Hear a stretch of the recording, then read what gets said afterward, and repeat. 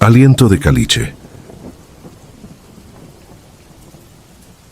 Nunca había sentido que el aire doliera hasta la madrugada del 3 de junio de 2004, cuando pisé por primera vez el desierto de Altar, en la línea que divide Sonora y Arizona. Me llamo Danilo Vázquez, originario de Puerto Cortés, Honduras, y aquella noche juré que ningún sueño valía el precio que íbamos a pagar. Aunque ya era imposible regresar, éramos 12, 9 hombres de distintas edades, una pareja de esposos salvadoreños y una muchacha nicaragüense que apenas llegaba a los 23 años. Se llamaba Belinda y bajo una sudadera 3 tallas más grande cargaba 6 meses de embarazo. El guía, al que todos llamábamos el Tuerto, porque una cicatriz le cerraba el párpado izquierdo, nos reunió en un corral de lámina en 1906. Sonoita. Con voz rasposa explicó sus reglas. Nada de rezagados, silencio total después de la puesta del sol y sobre todo, obediencia ciega cuando él levantara la mano en alto. Aquí no existe el héroe, sentenció, solo el que llega vivo. Al despedirse, sacó un frasco pelado de plástico con tapa azul y lo agitó. Dijo que era agua amarga y que Belinda debía rociarla cada vez que se ordenara descansar. El líquido olía a orines añejos mezclados con ruda. Según él, en ese polvo caliche habitaban cosas que huelen la sangre nueva. La peste del frasco confundía su olfato. Nadie protestó. En el desierto, hasta las supersticiones se vuelven salvavidas. La marcha inició poco antes del amanecer. Entre los médanos, el calor se encajaba como tenazas y la arena se colaba por los zapatos, con la intención de hervirnos los pies. Al caer la tarde, mientras los últimos colores anaranjados desaparecían, el Tuerto alzó la mano. Nos tendimos, formando un semicírculo, y Belinda, obediente, salpicó nuestras botas con aquella mezcla nauseabunda. Cada quien tragó un trago de aire caliente en lugar de agua, pues la consigna era racionar al extremo. La primera noche transcurrió en un silencio roto, solo por los zumbidos de los insectos. Sin embargo, a las 2 de la mañana, un chillido metálico se escapó de las dunas, una especie de llanto distante. El Tuerto, con el rostro desencajado, ordenó que reanudáramos la marcha sin linternas. Avanzamos a paso feroz, guiados por la pálida cinta celeste de la Vía Láctea. A la tarde siguiente, uno de los mexicanos del grupo, un hombre apodado El Chivo, empezó a sangrar por la nariz. El Tuerto decidió no parar. Quien no, aguante que se quede, murmuró sin compasión. El Chivo plantó los puños en la arena, gruñó y siguió. Todos entendimos. Rendirse equivalía a firmar la sentencia. La segunda noche nos halló en un valle pedregoso donde el aire era más frío que el hierro. Mientras Belinda rociaba el supuesto brebaje, ocurrió algo que me petrificó. Una bruma pálida se filtró entre los mezquites y en su centro se delineó la silueta de un animal demasiado grande para ser un coyote, pero demasiado silencioso para ser un perro. Tenía la cabeza angosta, orejas en punta y un pelaje tan oscuro que devoraba la luz de las estrellas. Sus ojos, en cambio, brillaban como carbones recién avivados. Nadie se atrevió a hablar. El Tuerto hizo el gesto de detenernos y luego, sin perder de vista a la criatura, se quitó el sombrero. Nadie imitó la señal. Simplemente aguardamos conteniendo el aliento. El animal olfateó el aire, retrocedió un paso, y después se esfumó entre los nopales con la misma ligereza con que había aparecido, pero dejó tras de sí un hedor dulzón, mezcla de carne podrida y ozono, que se pegó a la lengua como moho. A partir de ahí, el Tuerto cambió. El hombre arrogante se transformó en un ser vacío, devoto de un miedo que no podíamos nombrar. Apenas habló en todo el día tercero, salvo para exigir que mantuviéramos la formación y que nadie mirara atrás. Cada 2 horas se detenía a palpar el vientre de Belinda sin su permiso, como comprobando si el latido diminuto seguía allí. Ella soportaba el manoseo apretando los dientes, pero todos vimos que su piel perdía color. La noche siguiente trajo el viento, soplos cargados de polvo que cortaban como virutas de vidrio. Entre las ráfagas se filtraban lamentos, aullidos alargados que subían y bajaban, replicándose en los cañones de roca. El tuerto perdió los estribos cuando un grito más cercano que el resto nos hizo girar los cuellos. Nos obligó a avanzar a trote. Yo sentía los pulmones desgarrarse, y aún así hubiera corrido hasta desmayarme de no ser porque Belinda cayó de rodillas. Intentó levantarse, pero sus manos temblaban sin fuerza. Entonces se consumó la tragedia. A unos 15 metros, la criatura volvió a materializarse. Esta vez, su lomo chocaba con el borde inferior de la luna, y un vapor fosforescente le rodeaba. Las patas, nadie respiró. El tuerto se volvió hacia nosotros y susurró algo que hasta el día de hoy oigo cuando cierro los ojos. Va por la sangre nueva. Si peleamos, nos llevará a todos. Algunos, guiados por el instinto, bajamos la vista. Otros simplemente se congelaron. Belinda alzó la botella, empapó de aquel líquido sus botas y el suelo, y después la arrojó contra el animal. El recipiente rebotó sobre la grava derramando su contenido. En ese momento comprendí lo inútil que era nuestra protección.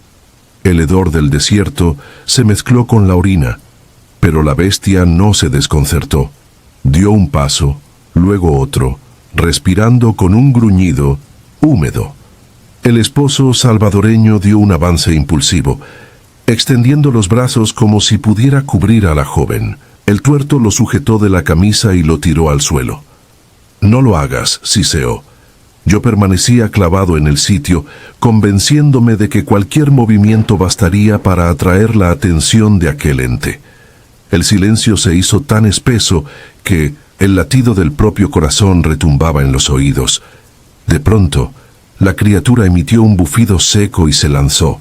No hubo chirrido de huesos ni alarido humano, solo un golpe sordo y el sobresalto de todos. Cuando nos atrevimos a alzar la mirada, la bruma se había disipado y el suelo estaba vacío. Ni Belinda ni el ser quedaban a la vista. El tuerto se llevó las manos a la cabeza, hundiendo los dedos en su cabello cenizo. El esposo de la salvadoreña gritó el nombre de la muchacha hasta quedar ronco, y luego se desplomó llorando contra la arena. El guía nos hizo agachar. Ordenó una breve plegaria, la murmuró mecánicamente y sin esperar a que termináramos, indicó reemprender la ruta. 2 hombres se negaron, entre ellos el salvadoreño, que vagó desorientado hacia la noche como un fantasma vivo. No sé qué fue de ellos. El resto, 7 sombras embarradas de polvo, seguimos al tuerto con la convicción hueca de que tal vez la bestia ya estuviera saciada. A la salida del alba, vimos la valla de 3 lamas que marca la frontera. Nadie celebró. El tuerto rompió su silencio solo para advertir que aquella noche sería recordada como un pacto tácito. Lo sucedido se hunde en el desierto, y ahí queda. Cruzar el último tramo resultó sencillo, casi insultante después de tanto horror. De forma absurda, el paisaje estadounidense se abrió ante nosotros con asfalto, anuncios de gasolina barata y casas rodantes vacías. Al mediodía, nos escondimos, entre matorrales a la orilla de una carretera secundaria, para esperar una camioneta que nunca llegó. El tuerto se esfumó mientras dormíamos. Al despertar, lo único suyo era el sombrero tirado bajo un mezquite. La mitad del grupo decidió entregarse a la patrulla fronteriza. Yo, con otros 2, caminé hasta que las suelas se desprendieron y la piel abierta de los pies dejó manchas en la grava. Meses después logré un trabajo limpiando baños en un restaurante de Phoenix. Desde entonces finjo normalidad, pero cada junio, cuando el calor vuelve a oprimirme el pecho, oigo otra vez aquel bufido húmedo y siento el olor dulzón pegajoso de la criatura.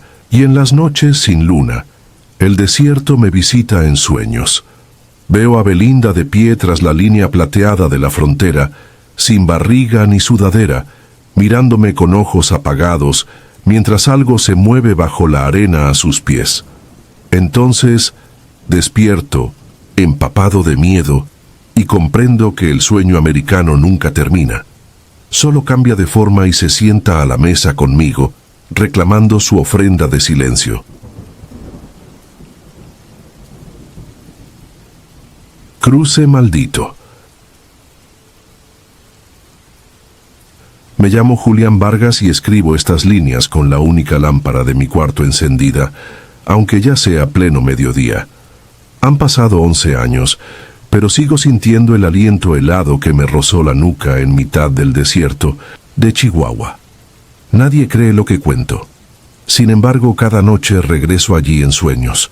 Un horizonte de arena, un aire que quema los pulmones y unas siluetas que no deberían haber existido jamás. En 2014, el taller mecánico donde trabajaba, en Santa Rosa de Lima, Honduras, cerró tras varias extorsiones. Vendí mi moto, crucé México sobre techos de trenes cargueros y entregué los últimos ahorros a un guía llamado El Gavilán, un hombre huesudo que juraba conocer veredas invisibles para los drones de la patrulla fronteriza. Éramos 13, 9 hombres y 4 mujeres, todos rotos por la misma necesidad de llegar al otro lado. El plan era brutal. Caminaríamos 3 noches a través de la reserva de Mapimí, sin linternas y casi sin hablar. Un contacto esperaría con un camión frigorífico abandonado a 10 kilómetros de la valla. La primera noche avanzamos bajo un cielo tan claro que las estrellas parecían astillas de vidrio. Cada pisada sonaba hueca, como si debajo hubiera un cajón vacío en lugar de tierra. El miedo nos amordazaba mejor que cualquier orden. Al amanecer nos refugiamos en la sombra angosta de un cañoncillo. El calor trepó a 40 grados y el agua empezó a hervir dentro de las botellas plásticas. Lourdes, la menor del grupo, temblaba con fiebre. La cubrimos con una camiseta mojada y rogamos que resistiera. El Gavilán insistió en seguir apenas cayera el sol. Dijo que los satélites hacían barridos térmicos a intervalos y que la siguiente ventana se cerraría si nos deteníamos. Pasada la medianoche, vimos algo que no encajaba. A unos 100 metros titilaban luces ámbar como velas flotantes. Nos agazapamos convencidos de que eran patrullas, pero las luces se acercaron sin ruido hasta dibujar 4 figuras humanas. Vestían sudaderas polvosas y gorras deshilachadas. Avanzaban sin prisa, y lo más extraño, ningún pie hundía la arena. Cuando estuvieron a pocos pasos, el silencio era tan denso que oía mi propio pulso retumbar en los oídos. El hombre que encabezaba al grupo levantó la mano en un saludo rígido, casi mecánico. Nadie respondió. Entonces Lourdes susurró que aquellos extraños olían a tierra recién abierta. El comentario hizo real el aroma, humedad de fosa y metal oxidado. Sentí la garganta llena de polvo helado. El Gavilán clavó la mirada en los recién llegados. Sus labios se movían, pero ningún sonido salió de su boca. Sin explicación, las 4 figuras se unieron a nuestra fila. No protestamos. La sed nos tenía ocupados contando cada gota en los bidones. Caminamos juntos, casi 1 hora. Yo marchaba tras uno de ellos y observé que la suela de su bota tenía un agujero. A través del cuero roto asomaban dedos acartonados, sin sangre ni carne. Cuando quise mirar mejor, el extraño giró el rostro. Sus ojos eran grises y opacos, como canicas cubiertas de ceniza. Poco antes del amanecer, las figuras se detuvieron al mismo tiempo, alzaron la cabeza y ante nuestros ojos se disiparon como humo empujado por el viento. No quedó huella. Lourdes cayó de rodillas llorando.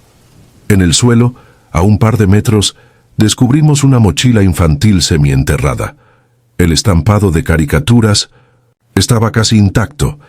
Alrededor se formaba un círculo de arena ennegrecida, como quemada sin fuego, El gavilán murmuró que aquello era basura de ruta para confundir a la migra, pero sus manos temblaban.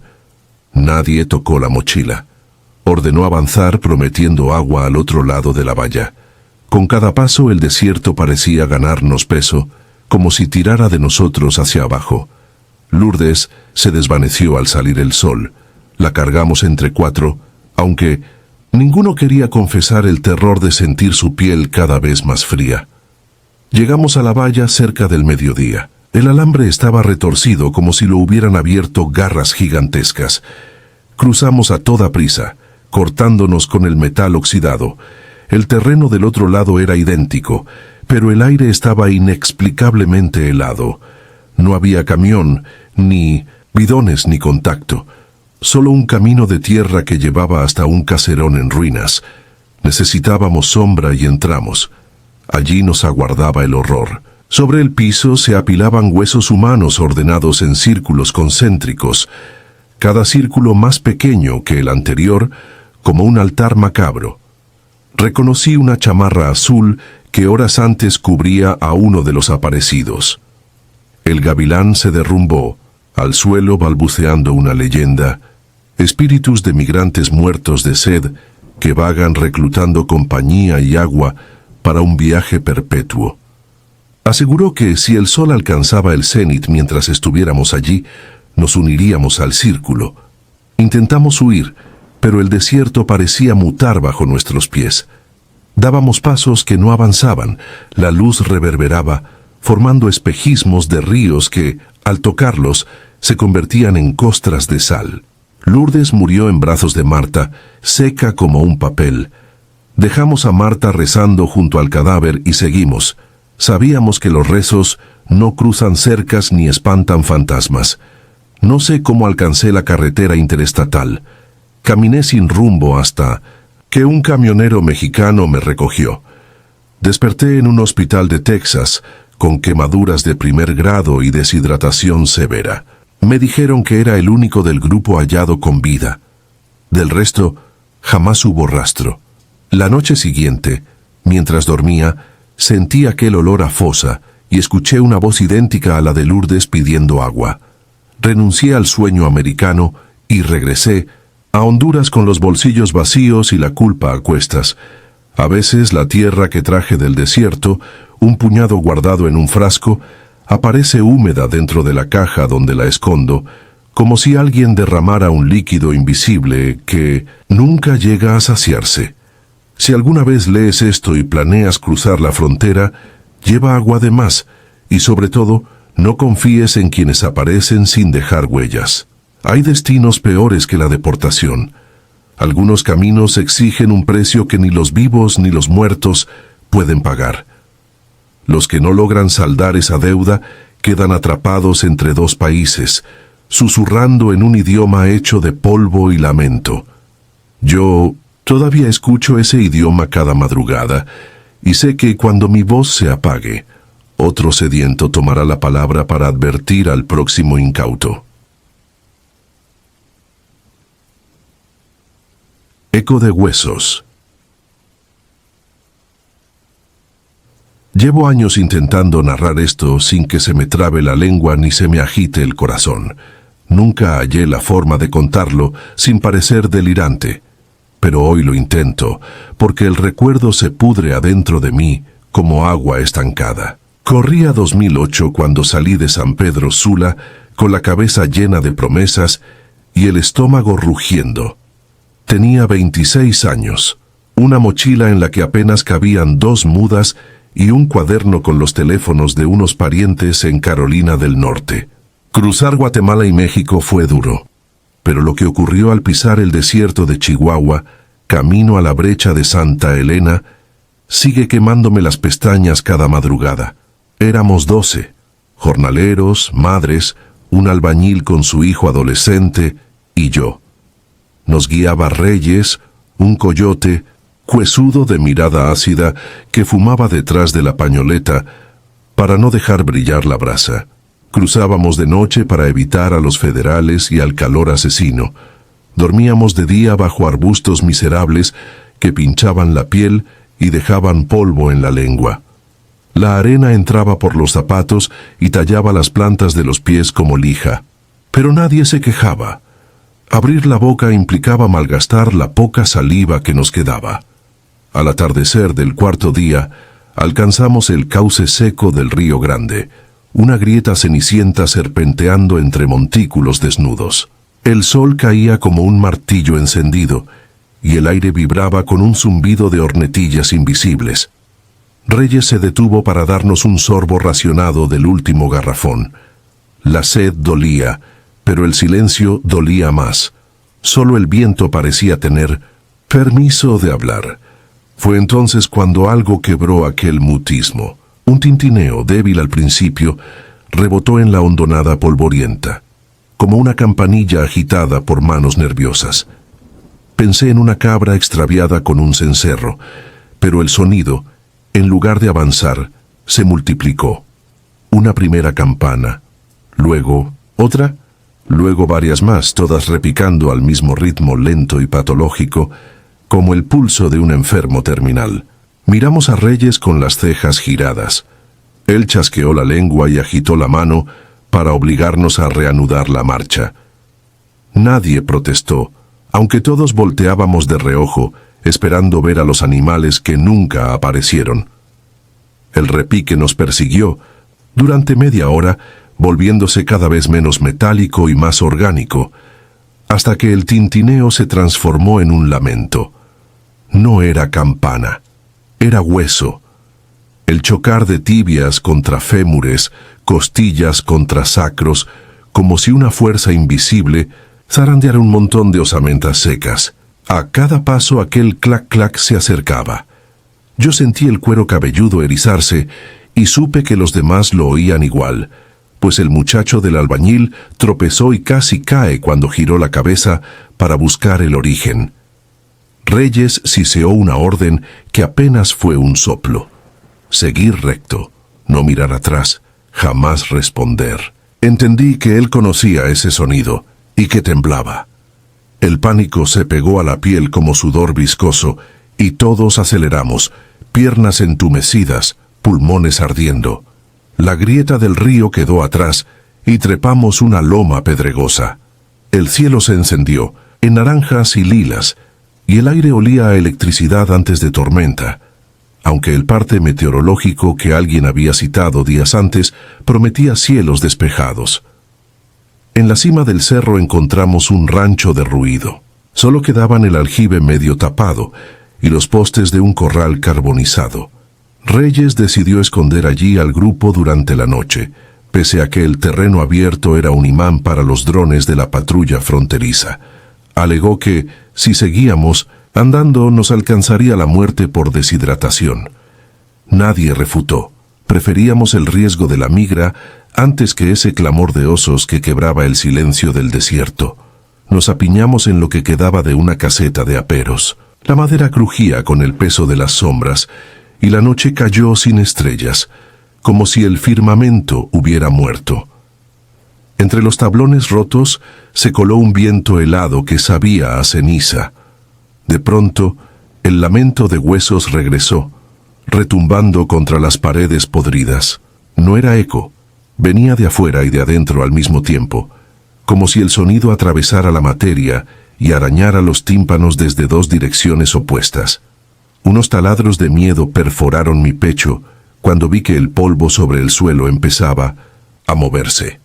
No había brisa capaz de levantarlo, y sin embargo los granos bailaban formando espirales que parecían dibujar letras.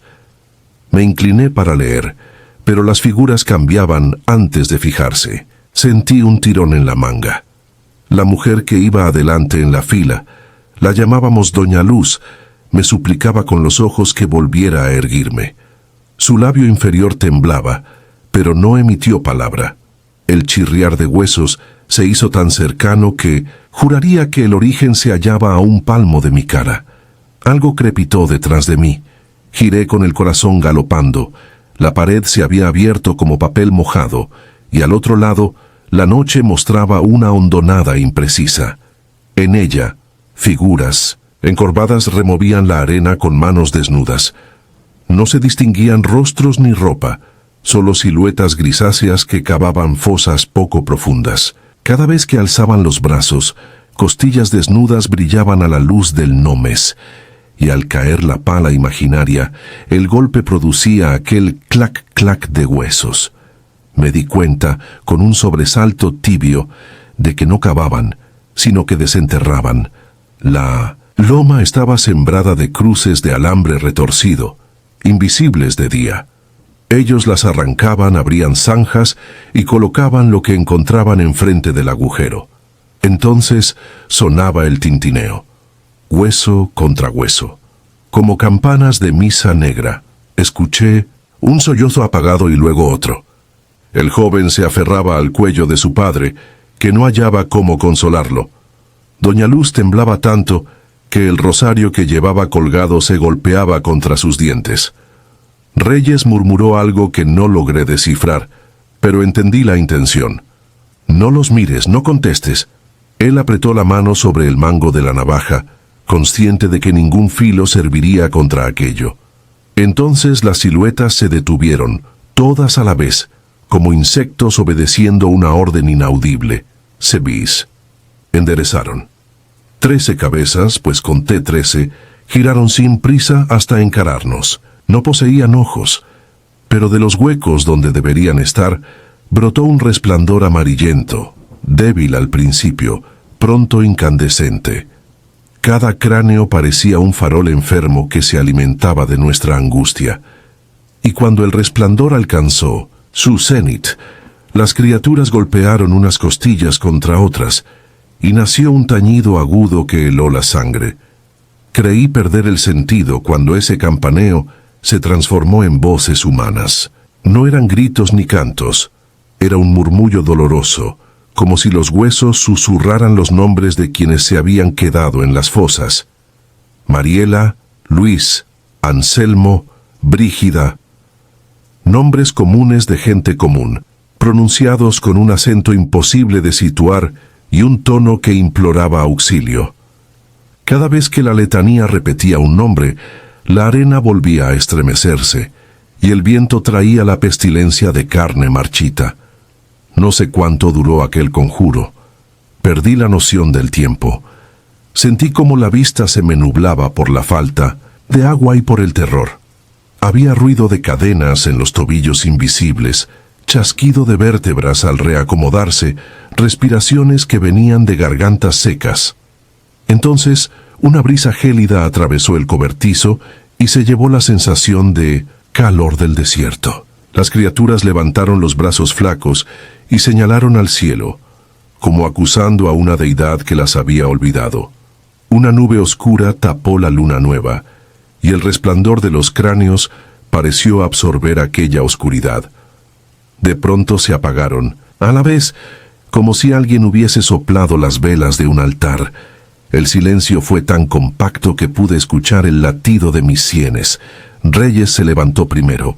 Con un gesto brusco nos indicó que ya era hora de huir. Nadie protestó. Salimos a trompicones, evitando el sitio donde las sombras habían trabajado. No quedaba fosa abierta, ni hueso desperdigado, solo la marca de uñas en la arena. Avanzamos, sin detenernos, hasta que el amanecer pintó de gris los montes y de rosa las nubes. Nadie pronunció palabra.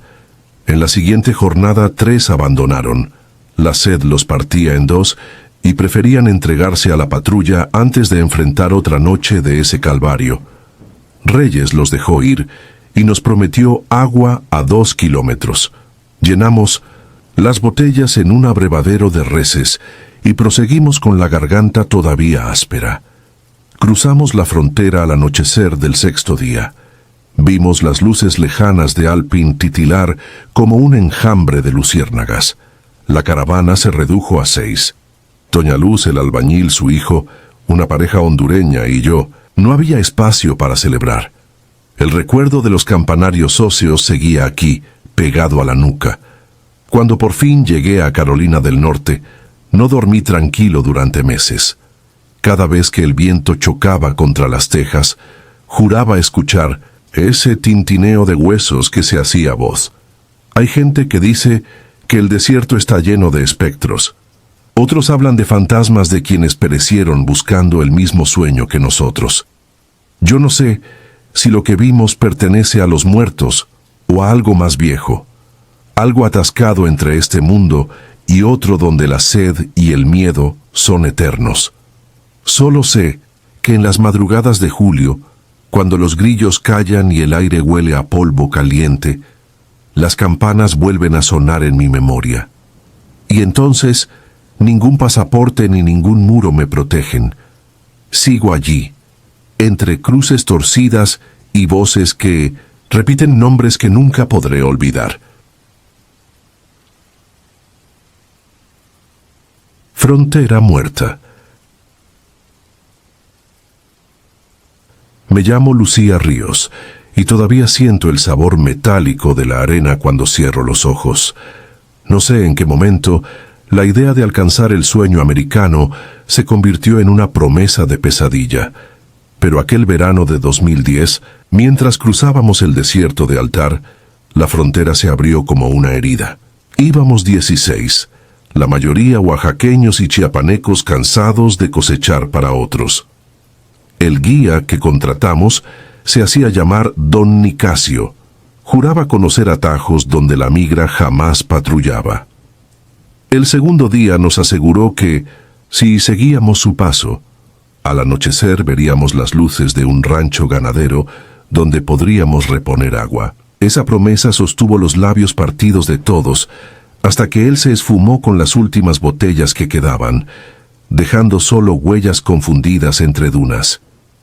Las horas siguientes fueron una sucesión de espejismos. El aire ondulaba, dibujando oasis que se deshacían en polvo antes de tocarlos. Con el sol reventando en lo alto, cargábamos mochilas vacías que parecían de plomo. Cuando el cielo empezó a teñirse de rojo, Adrián, un jornalero de Tehuantepec, señaló una estructura en la línea del horizonte. Era un viejo talud de ferrocarril que atravesaba un caserío de madera gris. Detrás se alzaba un depósito de agua, y más allá, la silueta cuadrada de una iglesia sin campanario. Lo vimos todos, y como si el desgaste nos arrastrara con una cuerda, viramos hacia allí. El caserío parecía sacado de una fotografía sepia, fachadas descascaradas, ventanas con postigos rotos, un anuncio de miscelánea Buen Camino, colgando de un clavo oxidado. Ninguna huella fresca en la arena, ningún perro ni cigarra, solo un silencio tan espeso que hacía temblar la garganta. Entramos en la tienda primero. Dentro, los estantes estaban repletos de latas lustrosas, botellas de sodas color ámbar y pilas de pan envuelto en plástico. El techo goteaba un hilo de agua dulce en un balde. Bebimos directo del chorro, tan rápido que varios se vomitaron encima, pero aún así seguían engullendo. Recuerdo sentir como el líquido frío me devolvía nociones que creía muertas. Olfato, gusto, memoria. Encontramos un comedor detrás del mostrador. Sobre la mesa había un guisado tibio, tortillas suaves y un cuchillo limpio. Las sillas estaban puestas como para esperarnos. Yo debería haber desconfiado de inmediato. Sin embargo, el hambre venció cualquier alerta. Mientras engullía frijoles con trozos de chorizo, mis dedos tocaron un anillo olvidado en la superficie pulida. Era de oro manchado y llevaba grabado un nombre: Esther 1952. Apreté el anillo en el puño, prometiendo devolverlo, y seguí comiendo. Al terminar, un murmullo recorrió el grupo. Algo parecido a un rezo flotaba en el aire, melodías sin letra que parecían salir de debajo del suelo. Juré que las paredes respiraban. Sin luz eléctrica, el anochecer nos tragó dentro de la tienda, y prendimos velas encontradas en un cajón. Decidimos dormir allí mismo, tendidos sobre costales de harina. Cerré los ojos y el calor retrocedió al fin, pero pasadas unas horas, el helor me despertó. La mecha de las velas se había consumido. El comedor estaba sumido en penumbra, salvo por una claridad cenicienta que venía de la calle. Me incorporé y miré fuera. Allí estaban. Figuras humanas alineadas como espantapájaros en la calle central, inmóviles, la piel más pálida que la luna. No podía distinguir sus rasgos, solo sabía que nos observaban. Sentí un tirón en el estómago y llamé a Adrián en susurros desesperados. Él se levantó, vio lo mismo y murmuró: «Vámonos». Despertamos a los demás a manotazos.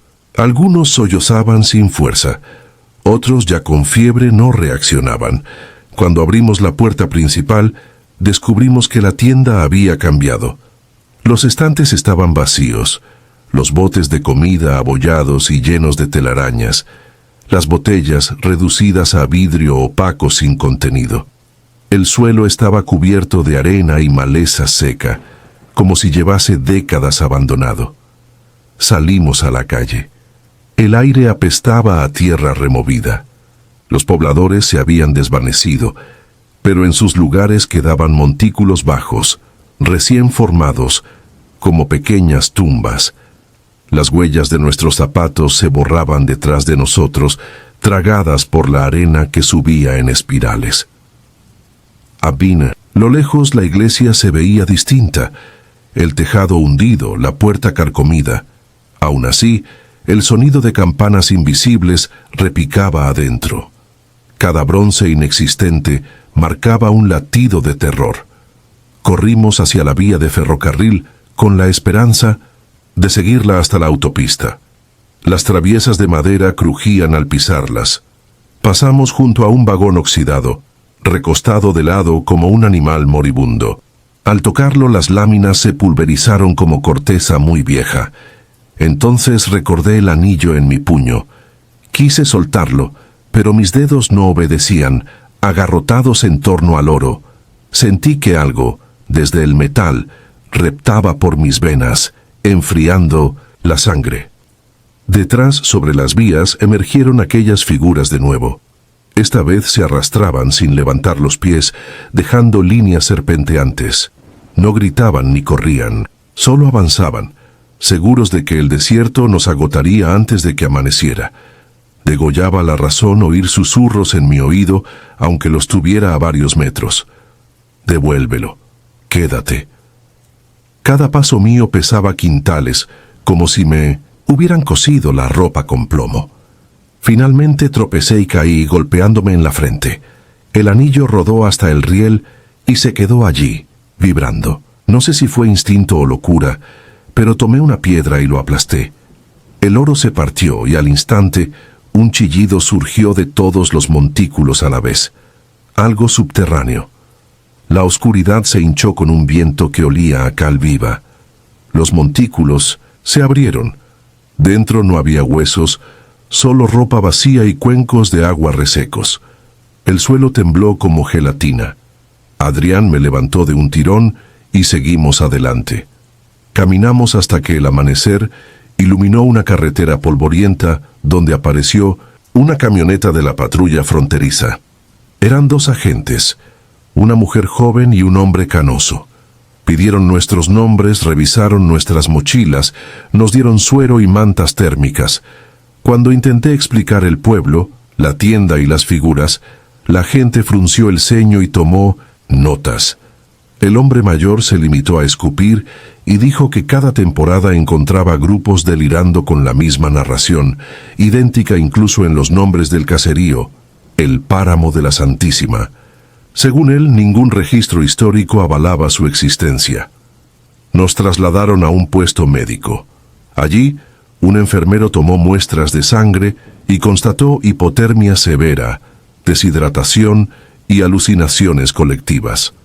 Dijo que el hambre prolongada produce escenas compartidas que el cerebro inventa para sobrevivir.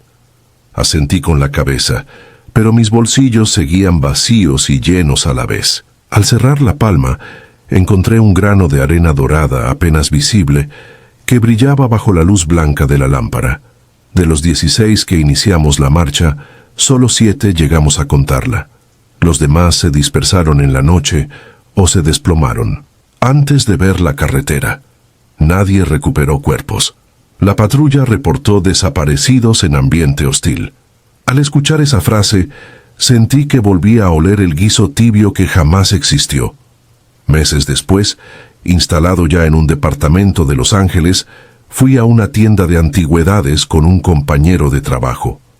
Entre vitrinas, descubrí un anillo idéntico al que aplasté, con la inscripción Esther 1952. El cristal protector reflejó mi rostro pálido. Juraría que, en el espejo curvo, detrás de mi nuca, se balanceaba un depósito de agua herrumbroso. No compré el anillo. Dejé la tienda con un temblor en las rodillas. Esa noche, la fiebre regresó y soñé con la iglesia hundida, tocando campanas inexistentes. Desperté empapada, segura de haber escuchado un tren avanzar por mi calle, aunque vivo a kilómetros de la vía más cercana. Hoy, cada vez que mis manos tocan metal caliente, un chasquido me hace soltarlo. No puedo usar joyas ni monedas. El contacto me quema. A veces creo ver huellas de arrastre en la acera, como si alguien o algo me siguiera. Fuera de foco. Cuentan que el desierto devora a quienes dudan, pero yo sé que también conserva lo que quiere.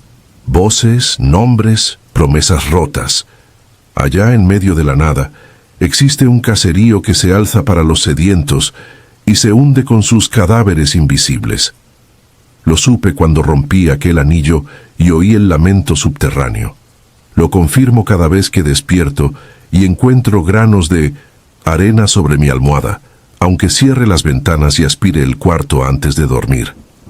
El sueño americano, para mí, es un tren fantasmal que nunca llega al destino. Un vagón tumbado en la memoria, lleno de cajas de alimentos que se vuelven polvo en cuanto las tocas. No busco que me crean, de hecho ruego que no lo hagan, porque si mi historia resultara cierta, significaría que la frontera no es una línea, sino una fisura donde el tiempo se pudre, donde la esperanza es carnada y los vivos caminan sobre asentamientos de espectros, y que cualquiera, usted o yo, podría despertar con un anillo frío entre los dedos y el eco de campanas que nadie ha tocado desde 1952. Hondonada de sombras. Me llamo Raúl Reyes y tengo 50 años, pero la cicatriz que llevo en la pantorrilla izquierda se formó una sola noche, hace más de 2 décadas, cuando crucé la frontera por el desierto de Altar, Sonora, en 2003. Desde entonces la piel sana luce abultada, como si algo subterráneo aún intentara salir. Nadie de mi familia conoce la historia completa. Ahora, al ver otra oleada de leyes contra migrantes en las noticias, recuerdo el sabor metálico del miedo que me obligó a callar. En aquel tiempo trabajaba en un taller mecánico de Cholula. El dinero nunca alcanzaba y mi madre necesitaba medicinas, caras. Cuando regresaba caminando a casa, veía esos autobuses que promocionaban casinos de Arizona y sentía una punzada de esperanza enfermiza. Uno de mis primos me habló de La Flaca, una guía famosa por sacar gente por la ruta de Sasabe. Reuní el anticipo durante 6 meses. Vendí mi motocicleta y mi viejo tocadiscos. Partí un jueves de Semana Santa con una mochila de lona, 2 botellas de agua, atún enlatado y una estampita de San Judas pegada al forro interior. Éramos 10, 8 hombres, una mujer embarazada y La Flaca. A medianoche caminábamos inclinados, bajo la sombra torcida de los saguaros. El aire olía a hierba seca y diésel. Cada paso levantaba un polvo que se pegaba a la garganta. Cruzamos el cerco de 3 líneas de alambre sin luces ni disparos. El verdadero infierno empezaba más adelante, en un arroyo seco que servía de cauce cuando las tormentas estacionales colapsaban la frontera con riadas de lodo. Ahí desembocaba un colector pluvial abandonado, un tubo de hormigón largo como las entrañas de un pozo. Era la ruta rápida para evitar los drones que ya patrullaban las lomas. La Flaca nos hizo esperar hasta que los guardias se alejaron. Entonces se deslizó dentro del túnel, agachada, con una linterna envuelta en cinta para opacar el destello. El interior apestaba a fuerte amoníaco y excremento viejo. Al fondo sonaba un goteo constante, como si la tubería jamás estuviera del todo seca. Después de algunos metros el techo se cerraba encima de los hombros. Las pisadas chapoteaban en una capa de agua viscosa que cubría los tobillos. Esa era la primera señal de lo que vendría. El líquido estaba frío, pero se sentía denso, casi gelatinoso, como si arrastrara restos de algo que no veía. A la mitad del tubo, la flaca levantó la mano para que hiciéramos silencio. Un murmullo inaudible parecía llegar de la oscuridad frontal, un zumbido que se confundía con el eco de nuestros propios pulmones. Pensé que sería viento entrando por el extremo estadounidense. Quise creerlo, pero los murmullos subían de tono y en ciertos instantes se distinguían sílabas rotas como voces infantiles arrastradas por la corriente. Nadie se atrevió a hablar. Avanzamos. Cada paso requería fuerza extra, porque el fango se pegaba a las suelas como brea. Mis botas empezaron a hundirse en un lodazal creciente. Un hedor agrio salía de abajo. Entonces, la linterna de la flaca iluminó algo flotando, una playera azul hinchada por el agua, con las mangas alzadas como brazos pidiendo auxilio. Cuando intenté apartarme, la suela izquierda quedó atrapada. La perdí. Resonó un chasquido. Sentí que el fango me succionaba. Quise alzar la pierna, pero algo firme rodeó mi pantorrilla, como un cable tenso. Tiré con todas mis fuerzas. El dolor era punzante. Pensé en una raíz, un alambre, un animal, con el corazón retumbando, y para no entrar en pánico, me dije que era piedra y raíces, nada más. La flaca notó mi bloqueo y alumbró hacia el agua. El haz cortó partículas grises, revelando un rostro pálido que emergía apenas unos centímetros.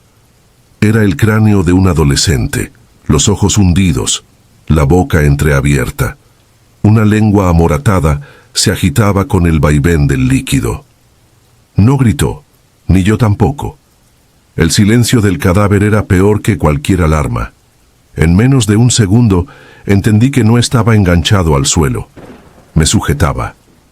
Un brazo ennegrecido salía del lodo, la mano crispada en mi pantorrilla, las uñas largas como astillas. Me paralicé. Un instante eterno. El chico muerto tiró hacia abajo sin moverse del lugar, como un ancla viva. Sentí el peso de todos los años que había pasado sumergido. Era imposible deshacerme del agarre solo con fuerza física. La flaca, sin voz, me apuntó con la linterna y me arrojó su cuchillo de mango verde. No dudé. Con manos temblorosas corté la carne del brazo entre el hueso y la muñeca. El agua se tiñó de un rojo espeso que olía a hierro rancio. El cuerpo se hundió en silencio. Pude soltarme, pero en el tirón final me llevé el cuchillo clavado en mi propio tobillo. No sentí dolor, solo un ardor gélido que me recorrió hasta el estómago. Seguimos andando sin detenernos. Pero el túnel se volvió más estrecho y la corriente, aunque apenas llegaba a las rodillas, parecía arrastrar sombras que se deslizaban entre los pies, rozando la piel con dedos helados. No había ya palabras, solo respiraciones agónicas y el sonido de la linterna golpeando la pared a cada tropiezo. En un tramo, escuchamos un golpe seco detrás de nosotros. La mujer embarazada cayó de rodillas, sus manos se hundieron en el agua, y cuando traté de ayudarla, noté que algo tiraba de sus brazos hacia el fondo, como si las propias paredes del tubo la chuparan. Ella no gritó, sus labios se abrieron sin emitir nada. La flaca intentó sacarla, el resto retrocedió. Fue inútil. La mitad del torso desapareció bajo la superficie. Lo último que vimos fueron burbujas y el reflejo de nuestros rostros sobre el agua negra. Nadie quería ser el siguiente. La flaca tomó la delantera y ordenó avanzar señalándonos con el cuchillo ensangrentado. Un paso, otro. El hedor se mezclaba con el sabor metálico que emanaba de mi pierna. Los murmullos regresaron, ahora claros. frases en español quebrado, voces que repetían «vuelve, vuelve». Reconocí algunos tonos más graves, como hombres extenuados y otros casi infantiles. Supe que no eran alucinaciones colectivas.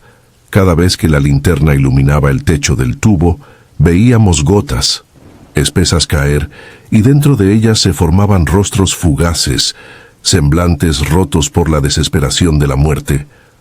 Al fin atisbamos un resplandor pálido, la salida. El tubo desembocaba en un canal seco al otro lado del muro fronterizo. Una patrulla bordeaba la zona a varios metros. Teníamos segundos para escabullirnos hacia la maleza. La flaca salió primero y nos indicó trepar.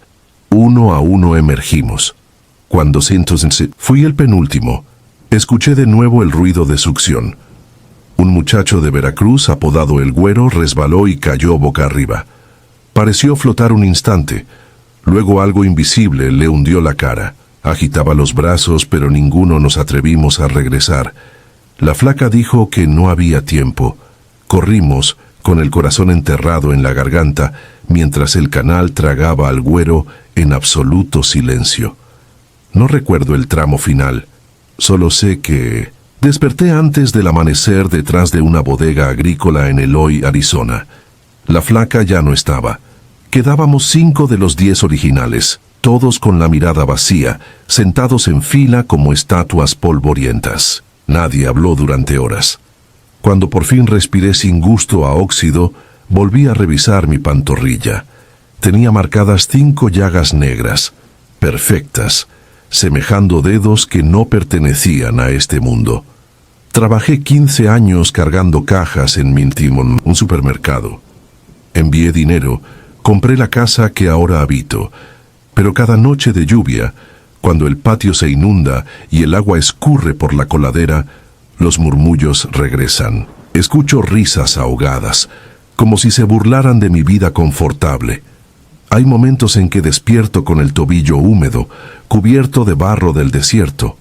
He intentado razonar que todo fue una pesadilla colectiva provocada por el cansancio o por gases tóxicos del túnel. No sirve de nada. Las voces persisten llamándome por mi nombre, exigiendo que devuelva lo que el agua retuvo aquella noche.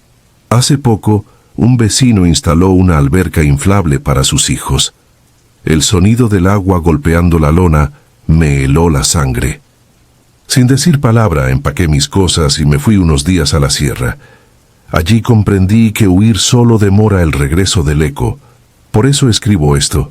No busco lástima ni absolución. Quizá alguien que planee cruzar por el mismo túnel lea estas líneas y sepa que hay algo peor que la migra o la sed. Las estadísticas oficiales mencionan cuerpos encontrados cada verano cerca de esa hondonada. Nadie pregunta cuántos se quedan dentro del colector. Yo apenas logré escapar dejando trozos de mi cordura enganchados en la rejilla. Cuando camino por las calles de mi ciudad, todas las bocas de tormenta me parecen ojos. Sé que al final de cada desagüe hay una garganta larga y sedienta, esperando la próxima tormenta de carne. Cada vez que oigo truenos en el horizonte, siento los dedos aferrarse de nuevo. No importa cuántos años pasen, el desierto siempre cobra su deuda. Y el agua, bendita o maldita, jamás olvida a quienes se atrevieron a cruzarlo. Si disfrutas de los relatos, te invitamos a apoyarnos con un like y un comentario, ya que eso nos ayuda muchísimo. Además, si aún no estás suscrito o suscrita, te animamos a formar parte de la comunidad del terror. Muchas gracias por escucharnos y por tu apoyo.